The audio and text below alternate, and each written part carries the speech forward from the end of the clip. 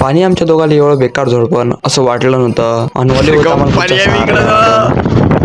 सकाळी सकाळी उठून कॉलेजला जायसाठी निघालो. तर टू व्हीलरवर जायची आमची लई इच्छा होती. तर आम्ही टू व्हीलर घेऊन निघालो. त्यातनी पुरं पाण्यानं आम्हाला घेतलं झोडपून आणि चांगलंच बेकारीमध्ये. त्याच्यानंतर धर्मगाड्याच्या अंदर येऊन थोडा काळ प्रस्थापन घेतले. पाणी उतरायची वाट पाहिली आणि आपल्यासोबत शैशा होता. थोबड्याचे निरीक्षण करून घेतले जागेवर आहे का नाही म्हणून. तेवढाच मग थोडासा वेळ थांबलो आणि पाण्याचा आस्वाद घेतला.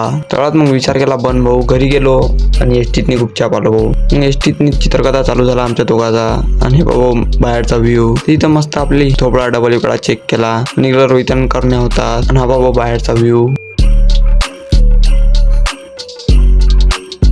तेवढ्यात मग इकडे जलधारा लागल्या होत्या. एखादा मानं बंधारा फुटला होता काम आहे. आणि हे बाबा लाजरी पोरगी आमच्या शेतली. तेवढ्यात मग नांदगावातनी प्रस्थापन घेतले आणि ट्युशनवर गेलो होते. इकडे धबधबे होऊन राहिले होते मोठे मोठे ते बी टायर यायच्या वरत. आणि इथं आता सगळे पोट्टे उभे होते. मग त्याचा काय चित्रकथा चालू होता काम आहे. बिटले आत्महत्या करायचा विचारात होता पण बिटलेले म्हटलं राहू दे म्हटलं. तेव्हा मग आपली ट्युशन सुटली आणि निघाल डायरेक्ट घराकडे जाण्यासाठी. तर आजच्या ब्लॉग करतो मी यही पण विराम. तो सब लोग बोलो जय श्री राम.